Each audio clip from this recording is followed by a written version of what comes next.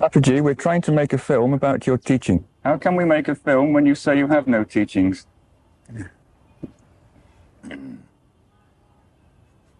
To have any teaching is preaching. Teacher has no teaching, no method, no way. To know thy own self, you don't need any teaching. What you really are, always you are that itself. No one is going to teach you. You have to realize who you are, here and now, this moment. Pappaji, you're telling people to look in a particular direction. You are saying, look towards your own self. Isn't telling people this a teaching? No direction.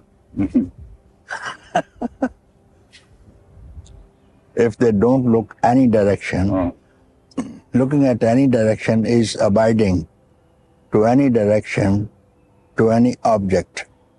So they get lost.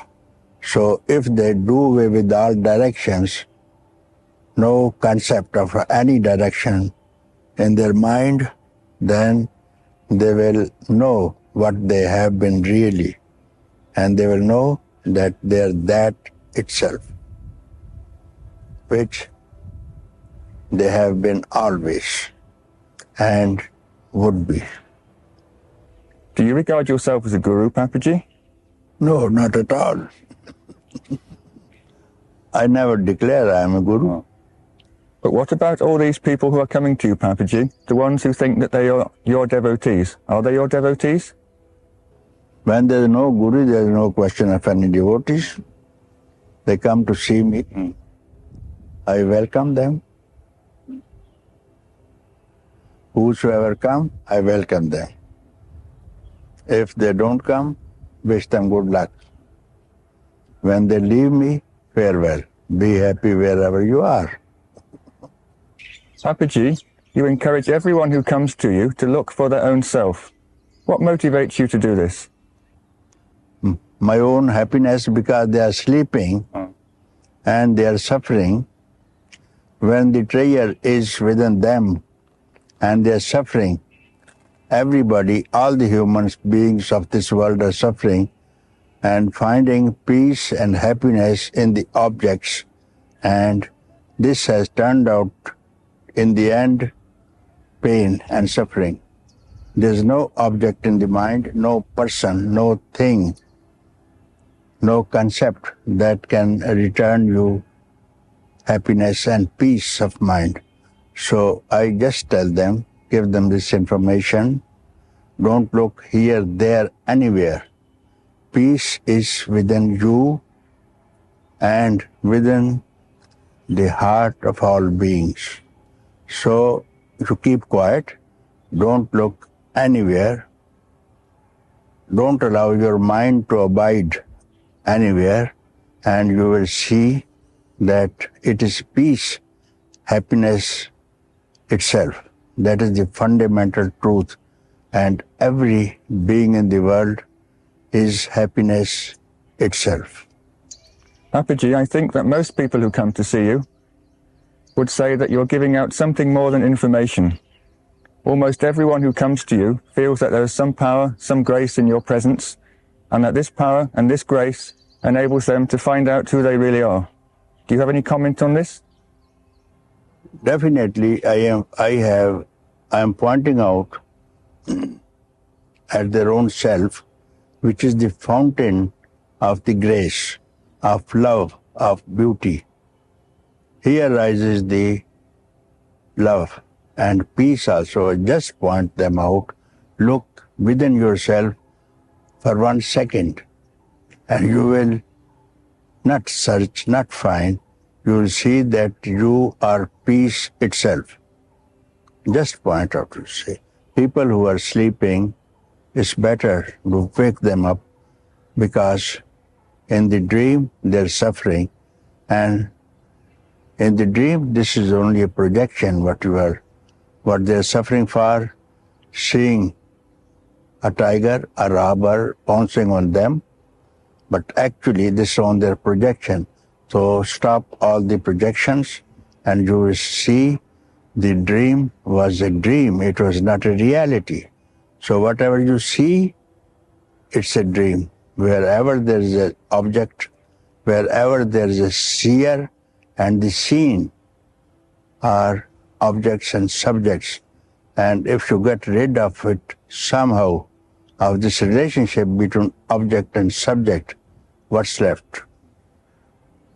When people come to see you and you look at them and they say, Papaji, I'm suffering, do you feel compassion for them? And when in your presence they wake up, do you rejoice? Do you have any reactions like these? I do feel compassion because what is there? What else is there for me? I have compassion for all beings who are suffering and who are dreaming. I just tell them, wake up, my dear friends, my dear children, wake up. There's no suffering at all. It's only projection of your mind and which has produced the suffering, and you are dreaming only.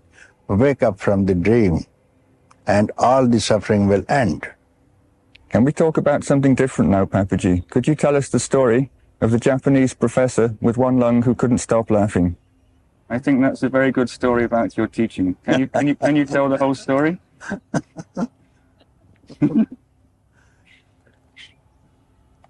Somehow, he came to know from Japan, he came to see me, and I was living in my house, and he asked the people downstairs, I want to see the master. So this man was a Zen master, himself a Zen master and a professor in some university in Japan. So he says, I cannot go up. He says, Papaji is very busy, some other people are also there. And then he said, okay, slowly, if you give me some help, you help me, and I will go up.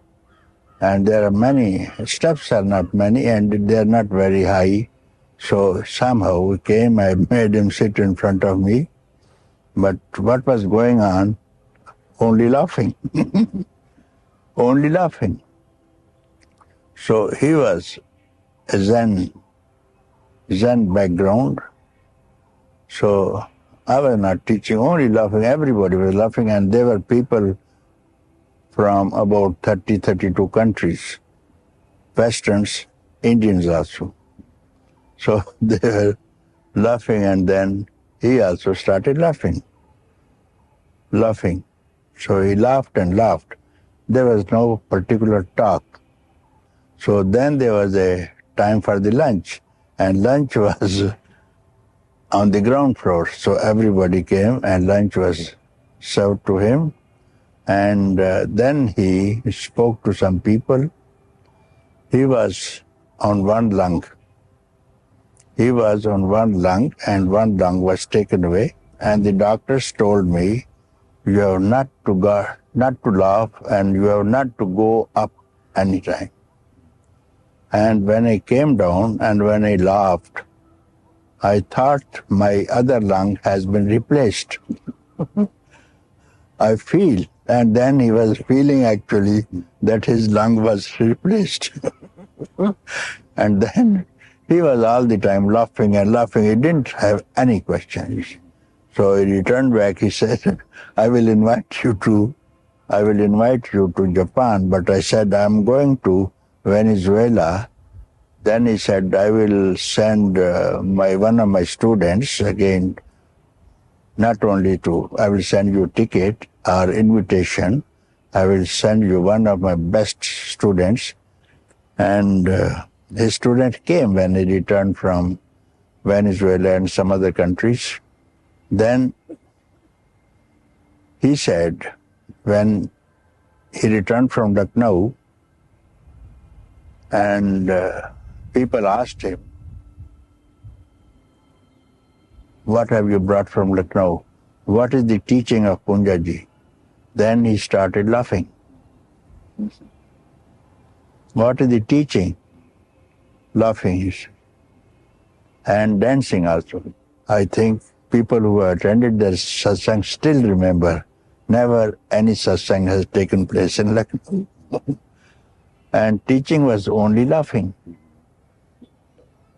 Because when you laugh, you try. When anybody laughs, he has no mind, no thought, no problem, no suffering. Right. So long as the laughter persists, there is no mind. No mind, yes, you try.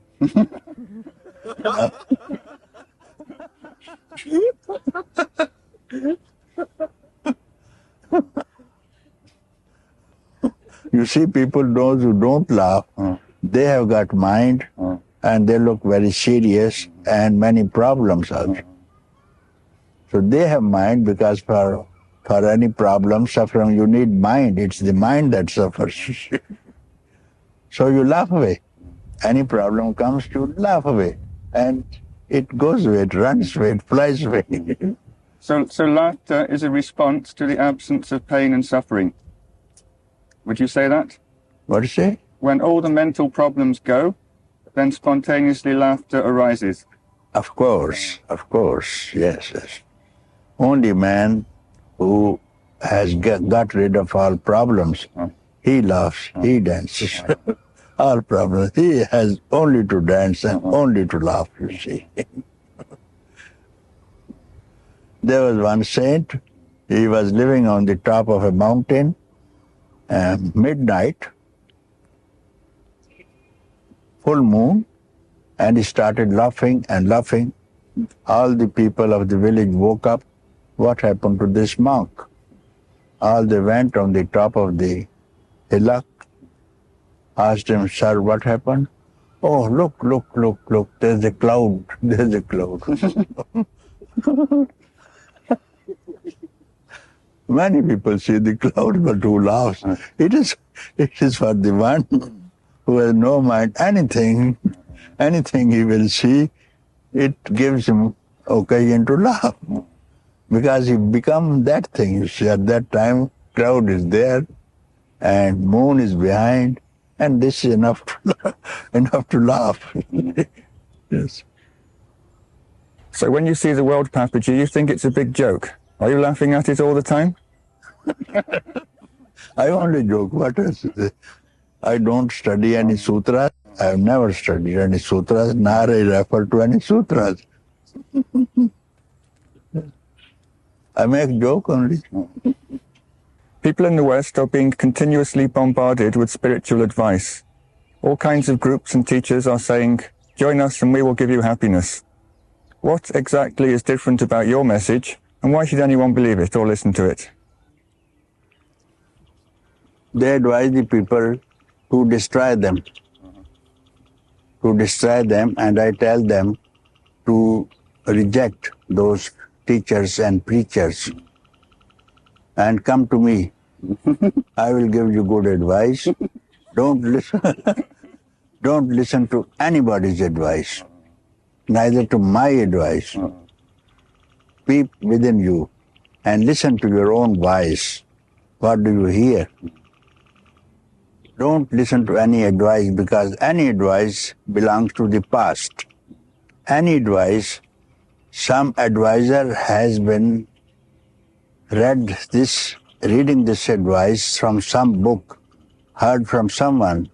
So all advices belong to the past.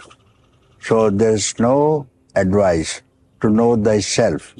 So don't listen to anybody's advice. You keep quiet. This is the best advice. I give advice, keep quiet. Don't think and don't make any effort. This is my advice. And if you follow it, you have done very well for you and for everybody and all the beings of the world. So following any advice, except for the advice, be quiet, takes one away from the self, not towards it. Of course it has, because it takes you to the past. Any advice, or you give me any instant, any advice that you can mention, he has heard from someone or read from some sutra, any advice. advisors have not shown good results, and those advisors teach you to fight, quarrel with the neighbors and other people who don't belong to your church, isn't it? You follow their advice, other teacher tells you follow my advice, so there is a quarrel, you see. Papaji, you have often said that a strong desire for enlightenment is necessary. Are any other qualifications required? I don't think this also is a qualification, you see. It rises from within, somewhere, rare one. It rises from within and dances on the bosom of the freedom itself, enjoys for some time, plays and settles down. See, this is the desire. Because when the desire arises for any object, you are happy to meet the object. This freedom is neither object nor subject, you see. It rises from the same source, plays on the same source, always, and settles down in the source. There's no problem with the rise and fall. So it is the same thing whether it rises or not. People who have got desire for something else, they only call it the desire for freedom will rise. I don't feel that this will rise at all. I don't know if any desire for freedom arose in me. I don't think. It was already there, you see. From childhood it was there. You say that a strong desire for enlightenment is necessary, and at the same time, you are also telling everyone to be quiet. How can these two coexist together? Can one have a strong desire for freedom and at the same time have an absolutely quiet mind? It's not the strength and weakness of the desire. It is your weakness and strength, how you are holding it, and you have something else to do at the same time. Therefore, you are looking at some other desires also. Therefore, that is the strength of other desires. So if you check those desires, which are stronger or which are weaker, you check both the desires, weaker desire and stronger desire, this alone will remain as it is, you see. Do we need to believe in anything, Papaji? Do we, for example, have to believe that the Guru's words are correct? Do we have to believe that we can attain freedom? Do we have to believe I am already free? What are the minimum number of things that we have to believe in? Yes, of course. You need faith. Faith in your own self, that I am free. If you at all want to believe in faith, this is the best faith you can have. I am already free. When you can have a faith, I am suffering, I am bound, why not to have the best faith, then I am free? What difference does it make? So if one has absolute conviction that I am free, then sooner or later that conviction will mature into an experience. Is that what you're saying? Not the experience, not the experience. Experience is with something else. So this desire will vanish. This desire will vanish itself. This desire for freedom will vanish. Knowing it that it is freedom itself. But since you were engaged in other desires, they have left you.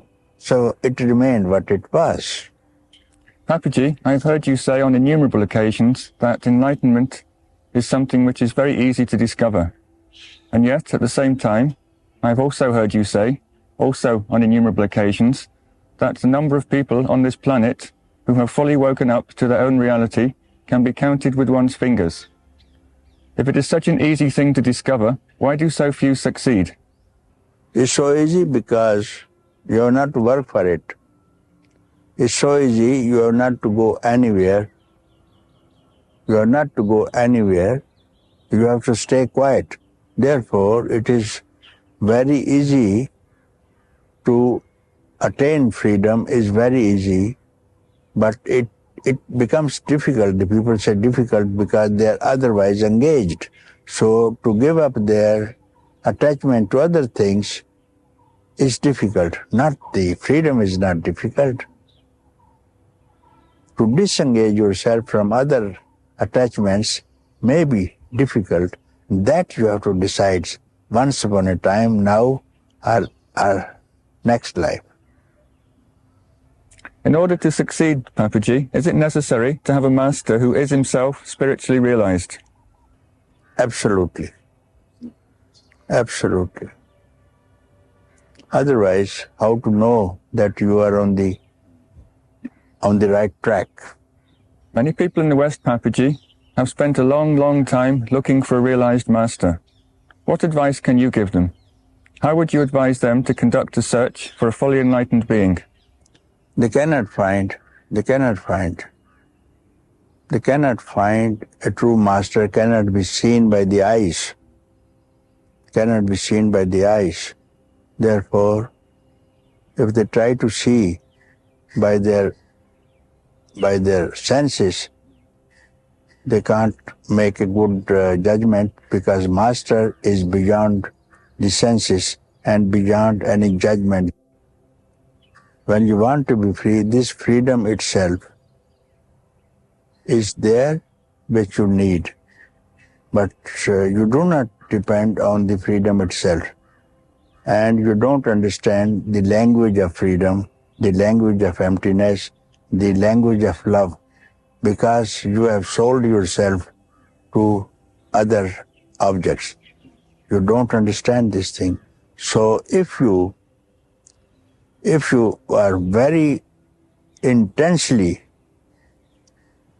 in want of this thing for freedom, and you don't understand, so this freedom, out of compassion, takes a physical form to speak to you in your own tongue, so that you understand what is freedom, and then it teaches that I am your own self. And then it enters your own self and becomes one. This is the role of the teacher, to point out to you, I am yourself. I am that itself. This is the role of the teacher. For some time it becomes a teacher to just apprise you of the fact that you are that, you don't listen. Therefore, he becomes teacher. That becomes teacher to tell you, you are that itself. And then you see teacher and you is one. Papaji, Ramana Maharshi agreed with you in that we have no capacity to determine who is or who is not enlightened. But at the same time, he did say that there were two useful clues which one should look for when one was trying to determine who is enlightened and who is not. He said, if we meet someone who deals with everyone around him with full equality, and if we feel peace in his presence, then we may take these two signs to be legitimate indications that the man may be enlightened. Do you agree with this? Of course, absolutely agree. So you need not ask a question, because you will be misled by the statements, tall talks of the teachers. You will be misled. And if you feel your mind is quiet and you feel some kind of happiness and peace, and that can be the outer symptoms of a teacher, and only those people who are intensely devoted to freedom, they can only sense it, not others. So when you go to a teacher, you keep quiet. You need not give any question. Don't expect any answer. You just see, sit quiet and feel if your mind is quiet or not. If it is quiet, then you expect this is the man who can teach you. This is the man who is worth staying near. Papaji, you're telling people to sit in satsang with a realized master. When the guru dies and physical satsang with him is no longer possible, what is the disciple to do next? If he is a disciple, he will not agree that the master dies. The master was not the body, body dies. But the master never was a body. All the bodies will die. So death of the body, it doesn't matter for the disciple only. master is something else. And that master is always seated within the heart of a disciple. So he doesn't need anything else. He knows perfectly well, I don't miss my master. It is here and now, always with me.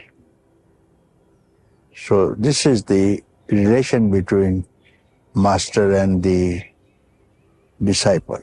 So if the disciple has the attitude that the Guru is not the body which just died, he is my own self, then with that attitude, if he is not already realized, he can realize the self after the master's death. He should not lead. His work is done. Why should he look for another thing? Why should he look? Looking for is, you need a body and mind. So master, when he died, he took away along with him his body and mind. That was the teacher. Any teacher who dies, if he has not taken away his body and mind, that teacher is not to be accepted. Papaji, can you please describe your own enlightenment for us? And in particular, can you tell us what role your own master, Ramana Maharshi, played in it?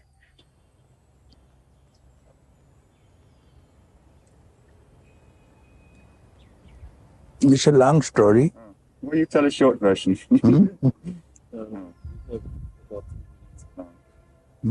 It's a long story.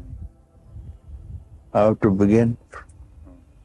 From childhood, but I can enter the ashram itself straight away to begin with. I'd entered the ashram and then all was quiet. All was quiet, and this man is quiet, incarnation of silence itself, not speaking to anyone. But then it was tremendous silence. I never saw anybody so silent, you see.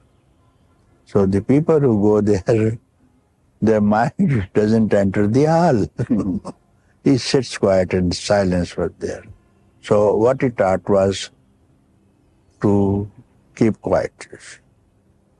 Keep quiet. Many people didn't understand. He will simply speak, but no one still has understood what he will say. He will say how to be free, how to get enlightenment.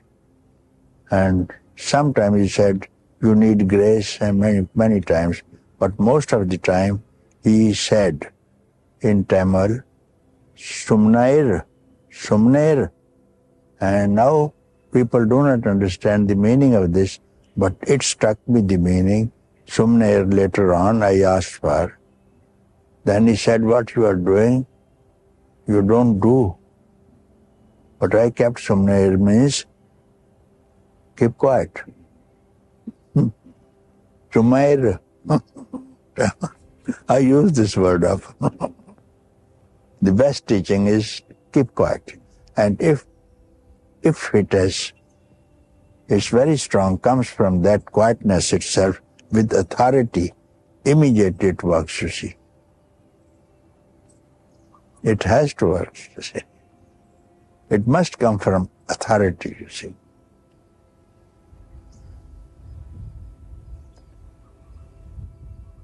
Not any man say, keep quiet. It will not work. It will not work. Can you tell us exactly what happened on the day you finally got it, when you sat with Ramana Maharshi? What exactly happened? I was a devotee of Krishna from childhood. Devotee of Krishna, so that Krishna even would manifest in physical form. I could see with the senses, I could, as I see other things, so much attached. After spending some 4 days in Adi Annamlai on the other side of the mountain, Arunachala, then Maharishi asked me where you had been. I said, on the other side, staying by myself and playing with Krishna. Oh, see, very good, you have been playing with Krishna? Yes, sir, I was playing with Krishna. He is my friend. Do you see him now? No, sir, I don't.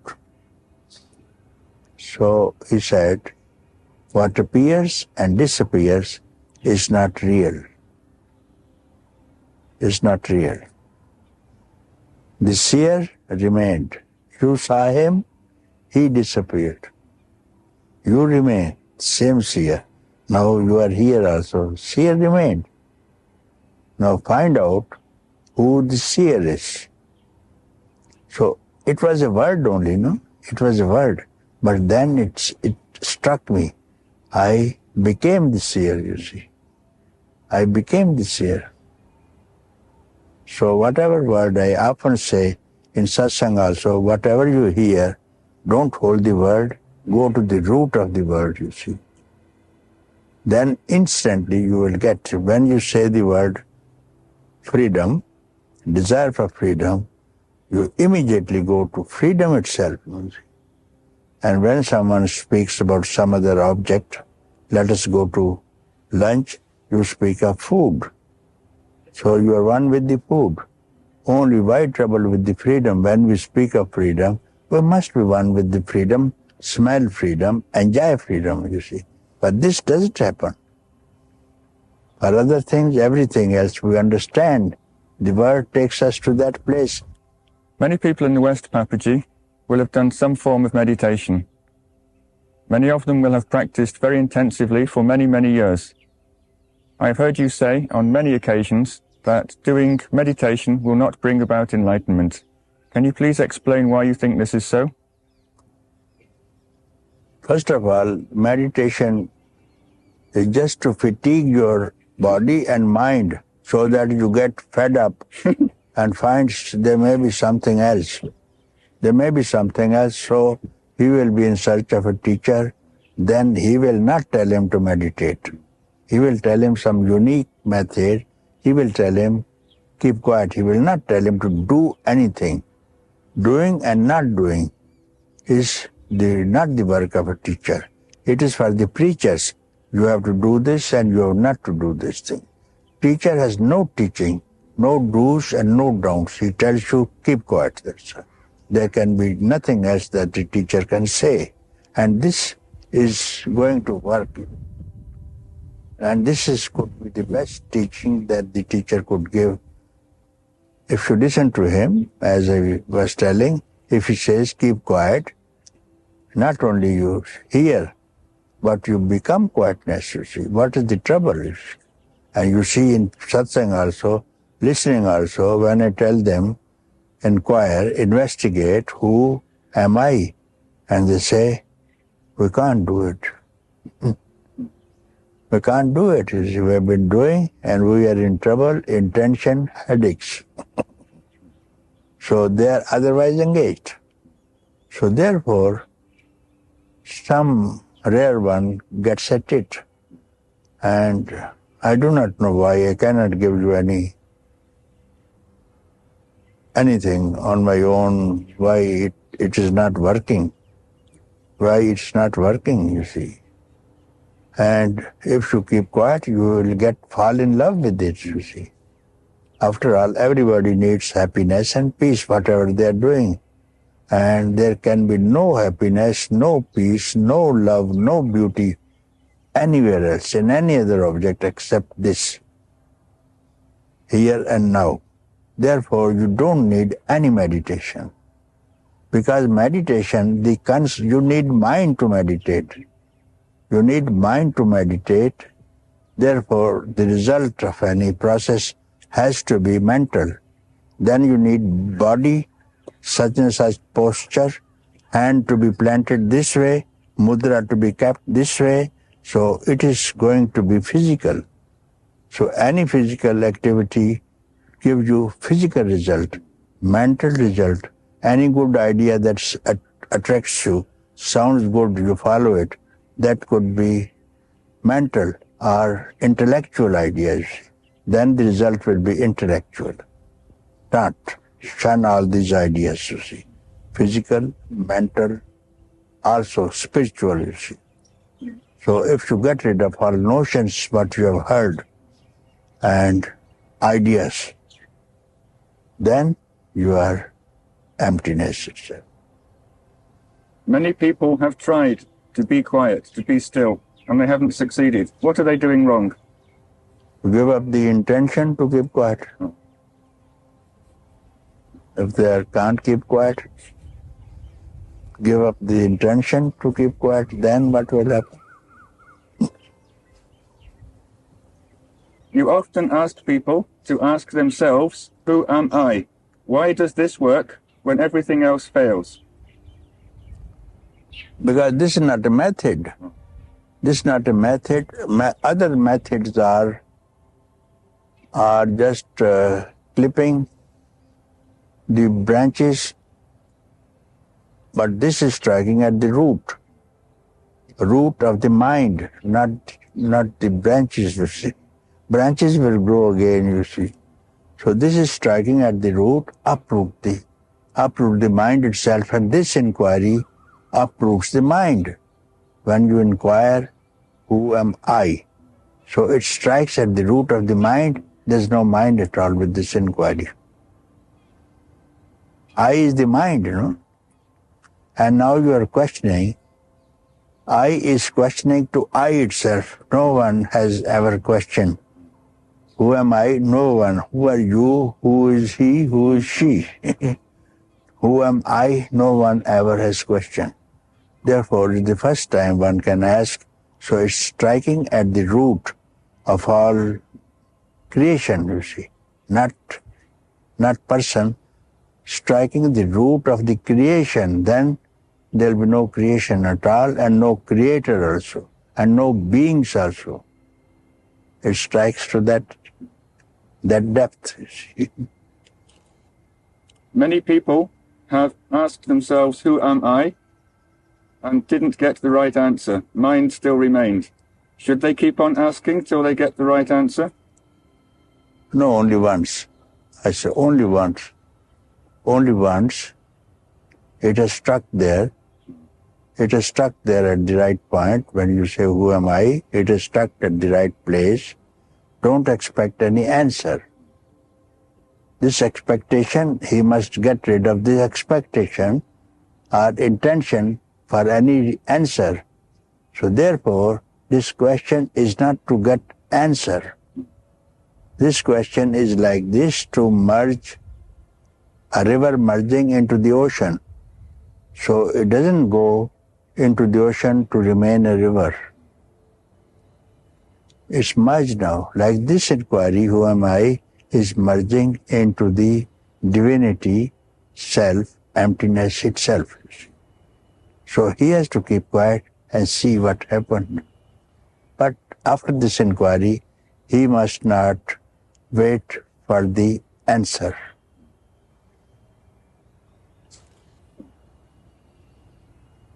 So if he has asked the question, after having finished this question, that is the answer. Immediately this question is finished. Who am I? After I, it is ended. So I make a diagram, drawings also, see.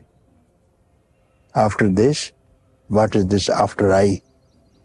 So you become that where I has discharged into. It has to be emptiness. Papaджи, you frequently say truth exalts a holy person. And you also say that a holy person is one whose mind is spotless, pure, immaculate.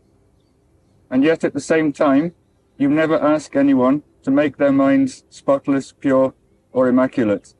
How can truth exalt us if we don't do anything to make our minds pure, spotless, immaculate? You cannot, because the mind itself is a dust.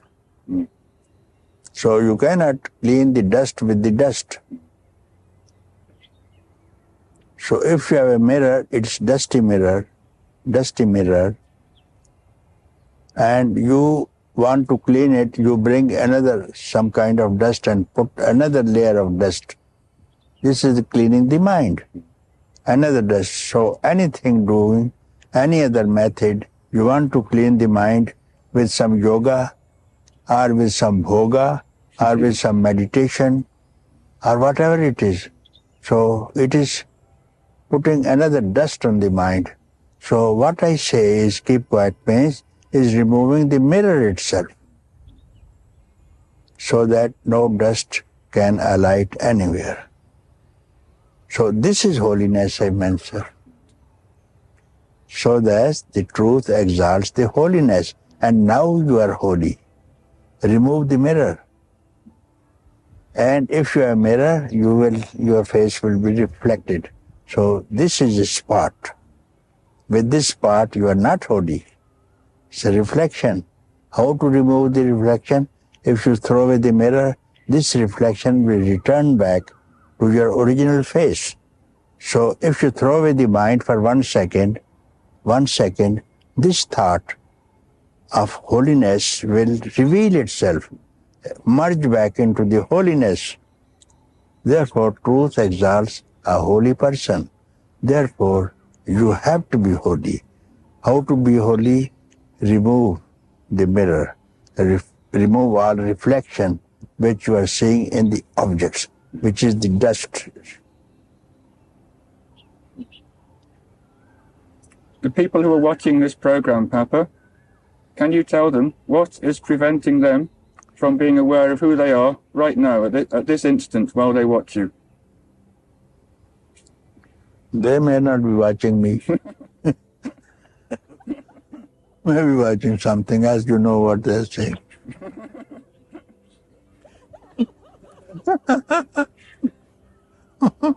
I tell them, you don't watch me, you watch something else.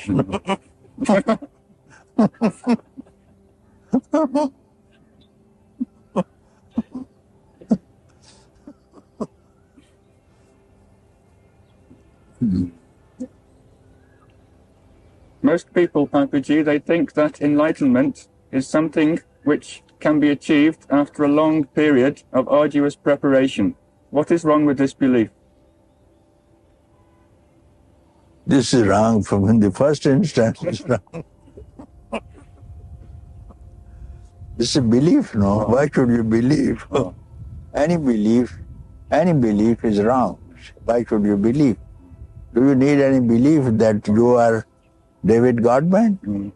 You are very sure about it. Why to ask and go to Madhukar, you tell me, where is David Godman? You are living in his house. He says, there you are. And this is your place. How you were lost on the way, you must have gone with someone else. So we go generally with someone else, some other idea, some other thing, and we are stuck up with those things and forget that we have to return to home. Yes. I think this is a major problem in the West, Papaji. People will not be convinced that they are ready for realization right now. They all think they have to do something. Yes, that's what I hear. Therefore, although yoga teachers are very successful in the West, yoga teachers, and I find yoga even in small villages. I have seen some Indian, there are 5,000 yoga teachers. 5,000 yoga teachers I have seen in Europe. 5,000, I met them, you see. And they are yoga teachers doing very well. I said, what you are teaching them? And they say how to keep young up to 90 years. That's what they aim, and yoga can fulfill this. This also. But yoga generally is written, there are many books are also there, you can see them in the bookstalls on the footpaths. Yoga for sex, must have seen. So yoga is mostly to upkeep the body, physical body, to keep well. Papaji, many people experience what they call happiness as a result of indulging in physical pleasures. What is the difference between the happiness they experience and the happiness which you know to be your own nature? Is there a difference? Happiness with the? Many people experience happiness as a result of indulging in physical pleasures. Is that happiness which they experience the same happiness which you know to be your own self?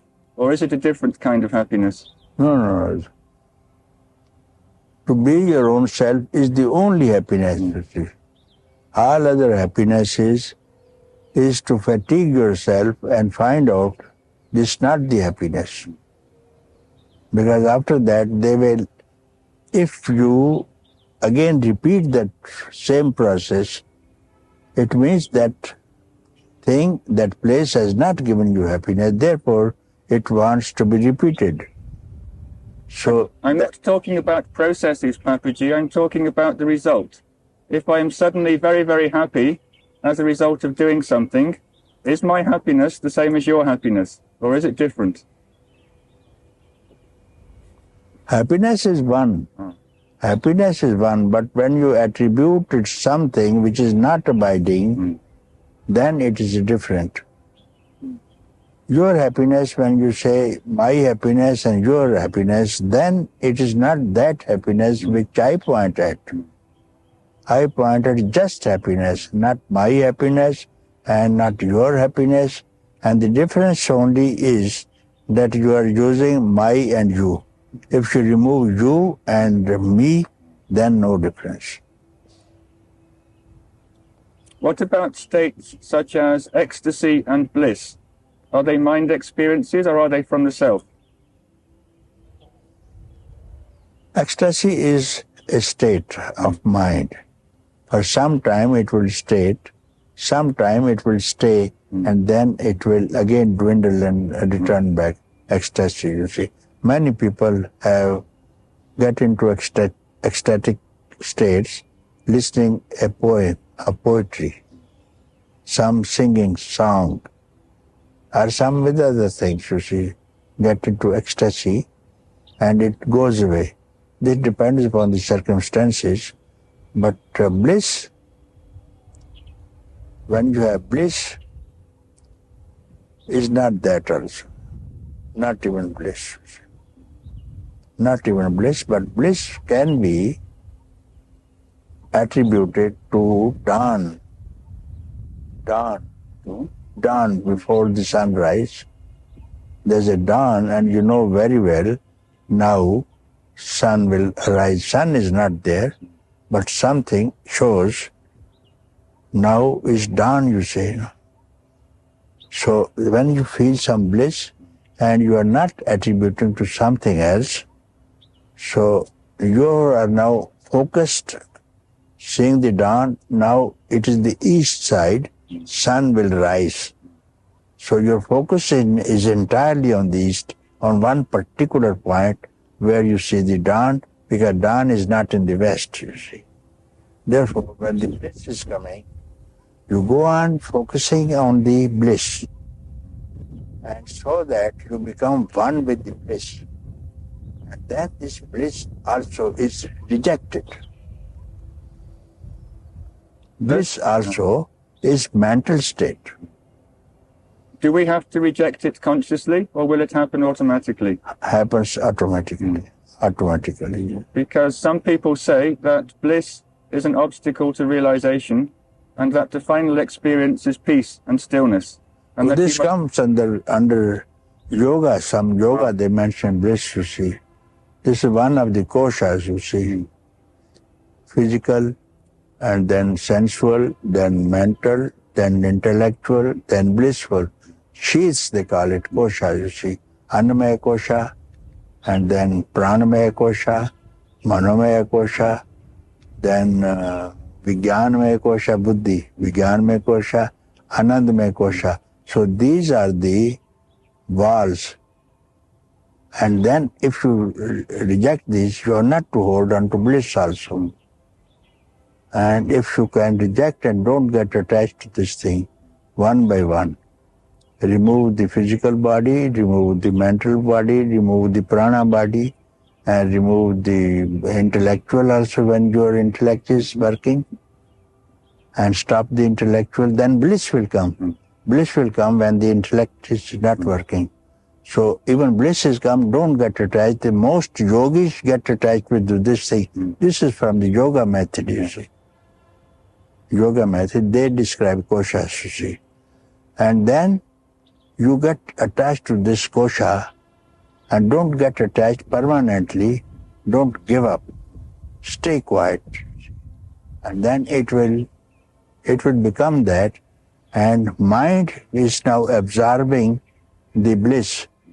Absorbing the bliss, and mind is now becoming bliss.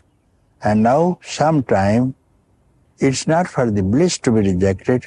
Now from the other side, beyond mind, no mind, freedom itself is coming to receive you, embrace you. So then only no one can reject the bliss. So you have done very well if you feel bliss. Bliss of Atman, Atmananda it's called. Then it will take the form of Atman itself, then everything is gone, and that, even that is not final somehow. Somehow that also, mind, no mind is now still alive. Even no mind is still alive, it is related to mind still, you see. So fathomlessness is this. Then your work begins here, which is going to be very beautiful work, which now before you have done well, and your task is over. Now this is the task of beyond. And now beyond is now taking hold of you and revealing itself more and more every moment, different beauty, different love, different form even, you see. Different form even, so that you are always engaged with it and it is always engaged with it. So that cannot be get rid of even if the body leaves. So that can be described as the ultimateness. Yes. Papaji, no mind, still mind, and dead mind. What is the difference between them? Silent mind is the to temporary keep quiet, temporary suppression of the objects in the mind, you keep quiet many times. Somebody wants something from you and you tell him, I don't have, or you are not willing to give, silence for some time. And still mind is also temporary. Stillness of mind is also temporary. For some meditation, concentration will result in still mind when for a long time, when your mind is still like a flame of the candle. When again the breeze will come, the candle will again flicker out. Any other thought will come again. The stillness will be washed away with the wind of a thought. Now, no mind. I am hearing this question for the first time. It has never been asked to me by any person from India or from the West. It has never been asked. I am very happy for the first time to deal with this question. So, no mind, you want to say? First of all, to speak about no mind, we have to see what is mind. So, mind is something, we start from consciousness, okay? When the consciousness wants to know itself, consciousness wants to know itself, about itself. Who am I? As you are there, yet you need a mirror sometimes to appreciate your makeup. You want to see yourself. Then the mirror will reflect. So from there arises when the consciousness, in the consciousness there is a wave to know, asking, consciousness asking itself to know about consciousness itself. This wave is now rising. Wave in the ocean is now rising. So that wave now becomes I. Separates. Same consciousness, it is now separated from the consciousness called I. So when now mind is left alone, I is all this thing, what has happened. What you see is I only. I must be there when you see a tree, when you see a mountain, river, men, animals. This is I only. You need I. So this I is now rejected everything. I alone is there. It cannot go back, return it, or decide it. This is the desire for freedom. Is want to return its original place. So desire to go back is no more there. So this I which arises from the consciousness is now returning to consciousness, and this decision is become no mind now. I is gone. I is gone, and this I was mind. So this I is now rejected. That in between I and consciousness, this in between is called no mind.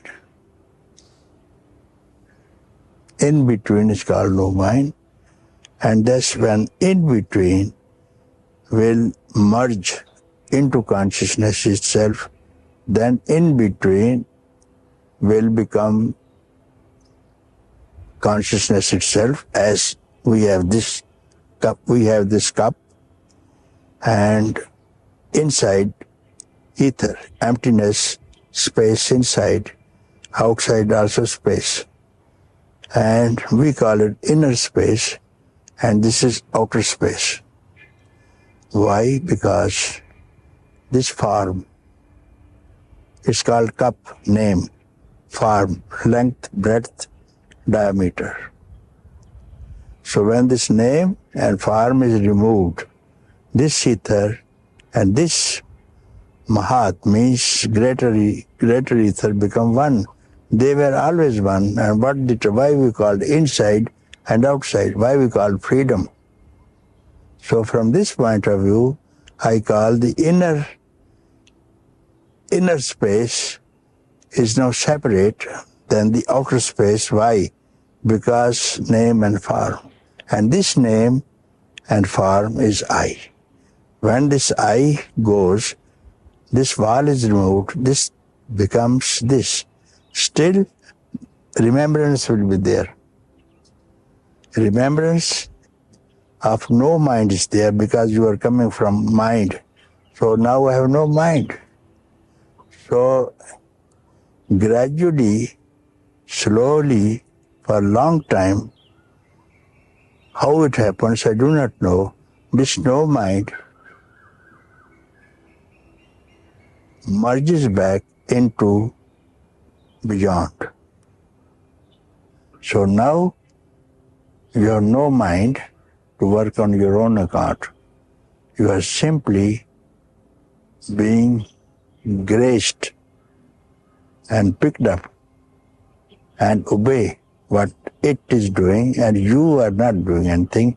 Doership is gone, mind is no more there, and all these other functions of the mind are no more there. So you stay this time for the stipulated period as has been charted earlier. This life will stay for the rest of the time.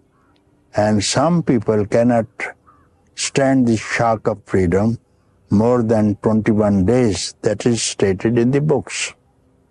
More than 21 days they can't stand this happiness. If some middle class man gets a derby lottery for $1 billion, he doesn't know what to do. Some people get heart attack, you see. So much happiness, you see. So this happiness takes away the body itself. But he is liberated, doesn't matter now or tomorrow. Body is not in question. But some people can live only to benefit other people. So this benefit is not coming from some person. Going back to your previous question, it is coming direct from consciousness, and that person, that teacher knows that it is not me. I am simply picked up to speak, and it is not me who is speaking. And if it knows that someone is speaking on him, it is arrogance, egoistic. It will not work, you see. So if you have that experience, it's not your problem what you're speaking and who's benefited and who's not benefited, who comes to you or who doesn't come to you. It remains the same.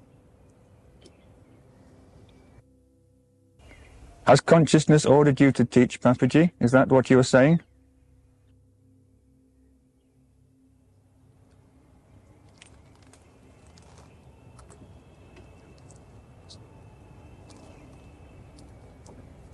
Well, no, you, because you and she has become so one that I cannot know if it can order me. So some power is compelling you to give satsang, yes? Some power is like this thing. Now I want to drink water. I say, Punja ji, pick up the glass. Yes, sir, I picked up, put it in the mouth. I put in, drink. I drink like this thing. What's the difference? Now I have not commanded the hand. It's all me, you see. People who are benefited and not others, you see. Hand is my own. And my stomach is my own. And requirement is my own, you see. Who are others? Who is other? Who is first of all ignorant? I don't believe. Who wants to be free? I don't believe. Who is not free? I don't believe. So they are joking. I am in trouble. I am bound. So I am also joking. You are not bound, you are free. It takes long time. No, now itself. All this is a joke. I take it a joke.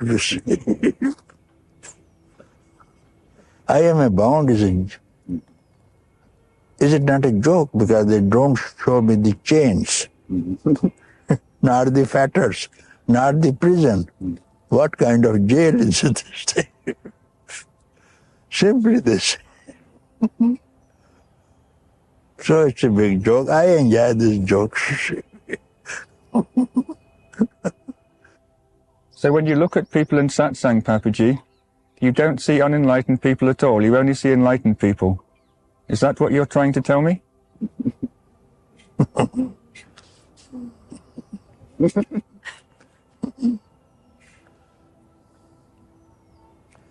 Oh, it's a difficult question, but I have to answer because I answer all questions.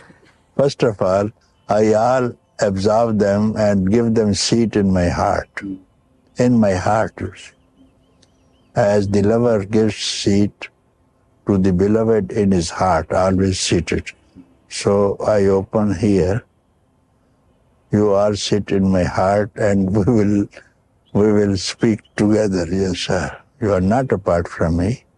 Within the heart, you are in my heart. Let us speak. We speak, you see, just like on the stage. We speak, yes. Grace is clearly flowing during your satsangs, Papaji. Do you project it consciously? Does it flow from you or through you? Or is it simply there all the time?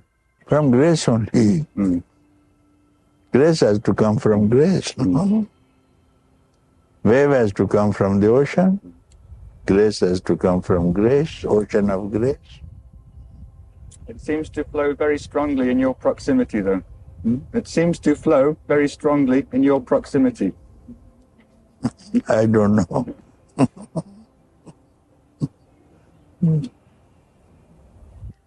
I've heard you say, Papaji, that I know many different tricks to wake people up. If one doesn't work, then I use another. Yeah. What are these tricks? How do you use them? One trick is keep quiet. Keep quiet. Second trick is do not think at all. Third trick is don't activate your mind. Third trick is you come to me, I will teach you yoga, and I will show you Shirsasana. You stand in front of me, I will tell you, you stay here, head down, feet up, Shirsasana. I know it, I'll show them, and then ask me, I want freedom. Then at that time, that posture, I will tell you how to gain freedom. I will say, keep quiet. Like this, you keep quiet. So at that time, they will listen, because now they are in trouble now. So that much, when everybody is troubled so much with the enjoyment of the senses, they come to me, and now this man is in trouble because he is upside down. Then he will come, he will listen to me, and some people who are upside down, they come to me, and it works this way. So I know many tricks, and I have used in the West also. If straight away somebody comes, mostly there are all good people who are coming to Lakhnau. I have no problem with them. Here there are people from all over the world who are coming for the first time to India and to Lakhnau, and I am very happy with them, and they listen to me what I speak to them. They listen to me as father, as one of their elders, one of their brothers, who gives them good advice, so that they don't suffer any pain, physical, mental, or any kind of pain. So I give them this trick, and most people like it very well, because they have got nothing to do now and simply get happiness and peace. Who doesn't want happiness? Who doesn't want peace? Who doesn't want love? Who doesn't want beauty? Everybody is interested. So they listen to me, and I am happy. Everyone is benefited, and they return to their respective countries as ambassadors from this city of Lucknow, and they send their friends, and then they go and they send others. Therefore, thousands of people have come here, and there's no complaint about it, because there are no charges, and there's no ashram, there are no appeal for funds. I am living in my own house. I belong to this place, and for 50 years I am living here.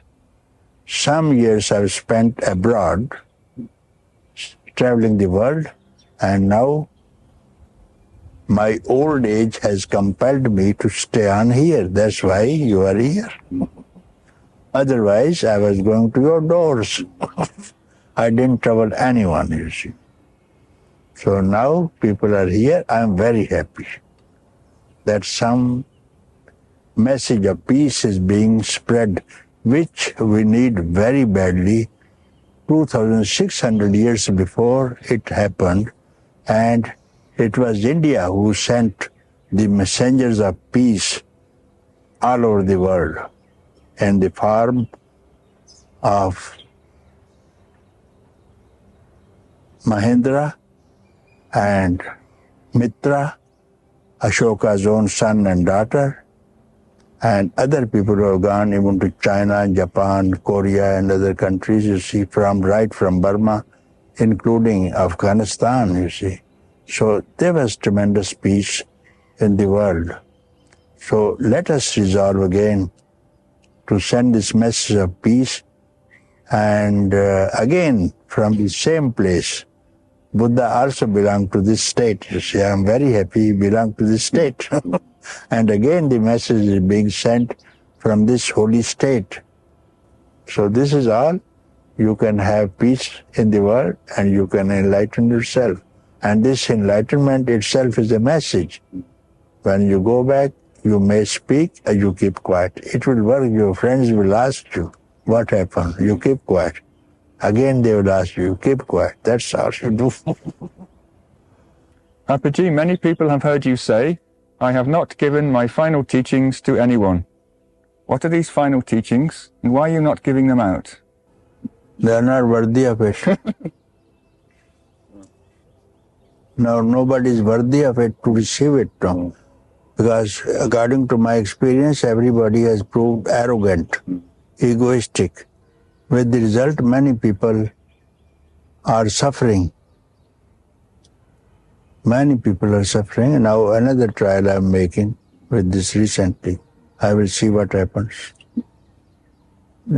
Therefore, I don't think anybody is worthy to receive it. You have to prove holiness so that instead of helping people, why should you trouble people first of all? This is arrogance, you see. I've seen many people are troubled. When I only sent a message, and the messenger becomes the king. King sends a messenger for some reason to another state. So I sent this message, but this messenger has become the king itself. Yes, I have seen in many cases. What to do then? So unworthiness. Or I am too generous, I do not read people. Either it should be my mistake, because I think everybody is good. Therefore I speak the truth. But the truth will reject them, you see. Only holy person can receive this, and they have to be worthy to receive the teaching. And this worthiness will only be enabling you to receive the truth. Otherwise, it will enter into the head intellectually, and it's enough for the West to understand intellectually, and they will be very happy. That's all the West wants to know through intellect. Who knows, beyond there is something. Everybody, therefore, they say, I don't understand, I don't understand. So when I say you don't need to understand at all. There was one man, my good friend in Paris, and Krishnamurtist, followers of Krishnamurti, 35 years, and he was traveling wherever Krishnamurti went. Australia, New Zealand, Switzerland, England, wherever he's gone, he was traveling and studied all the books up to date. He has studied of this thing. So somehow he came to see me also in Sanand. And then I'm telling him, he said, I don't understand. I said, you're not to understand. Certain things you're not to understand. You have to be it. He said, no. You have to understand. And Krishnamurti also I don't understand. Krishnamurti, I said, you need not understand him also. Because Krishnamurti, I am at point A and Krishnamurti is at point B. And then when I shift from A and go to B, and then he shift to C, when I go to B, he shift to C, I don't understand even Krishnaji. And now I am in contact with Punjaji. Yeah. But there were a lot of talk about Punjaji and Krishnaji, even in Sanand. So viewpoint was differing. Some say Punjaji speaks like Krishnaji, and he removes the concepts. He also removes the concepts of the mind. And then only, unless you empty the pot, you cannot be enlightened. And Punjaji also says, so one man had listened and he was a lecturer on behalf of Krishnaji. He said, no, there's a lot of difference between Krishnaji and Punjaji, and that difference is Krishnaji removes the pot and makes it empty, and Punjaji breaks the pot itself. So that is the difference. And that you can't understand. You can understand only when the cup is empty or it is full. But when the cup does not exist, what are you going to understand? So what I say is, the mind itself does not exist. You don't need to understand. Immediately you have to see and feel what it is when I speak. Mind itself is only a notion. Only a notion. You get rid of this notion. And mind is past also. Get rid of the past. And come to the present. And then I will tell you what to do next. Come to at least to the present, you see. Many people who attend your satsangs, Papaji, have waking up or enlightenment experiences, but after a few weeks or a few months they come back and they say, I lost it. Yes. What is happening there? That's happening. Again, unworthiness. Again, unworthiness, you see. Most of the time you blame these people for losing it. You say it's your fault. Yes, because lost it because you are not taken care of it. You are not taken care of it. When I give you diamond, it's enough for you for whole of this life. Whole of this life, you take care of or sell it. Sell it in Washington, Wall Street. You will get $30 billion for this thing. This is a diamond, Kohinoor diamond. Sell it, $30 billion, enough for you. You can do anything with throughout your life. And then when you go to fish market, buy fish and hand over this thing, and that fisherwoman also doesn't know what is this. He uses the weight of the scale. So it should not be passed on to unworthy people. And they misuse it. And then I cannot differentiate this thing. All those people who come, I tell them straight away, and they are happy also. But when they misuse it, you see. So I came, and my girlfriend separated from me, and then I phoned her, and she came. I am happy. Result of freedom. When I went back, again she left me, again trouble. So all those people tell me these stories. Papaji, when people leave you, you never tell them, take care of this diamond I've given you, look after it.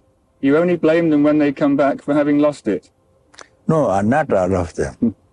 Not some are very beautiful people. They write to me.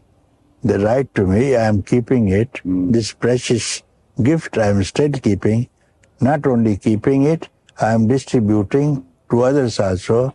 Even after distributing, I see the same amount is with me. It doesn't decrease. What a gift you have given me. Not all of them, but all of them will not be benefited, but I want that everybody should be benefited with this thing.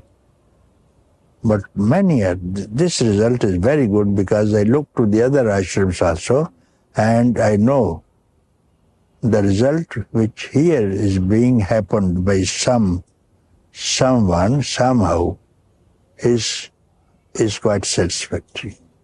I'm satisfied with this thing. One final question, Papaji. All your life you've been trying to express, unsuccessfully, your own inner experience. Please make one more attempt for us. Who are you? What are you? What is your deepest and innermost experience of your own self?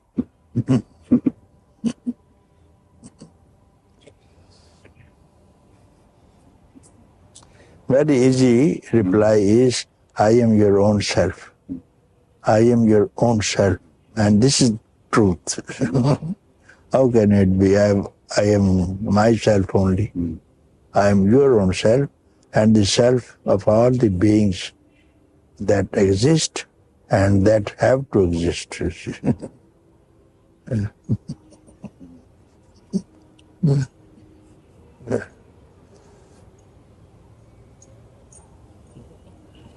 Very much. Thank you, Mr. Godman, Mr. David. Thank you. Thank you, everybody.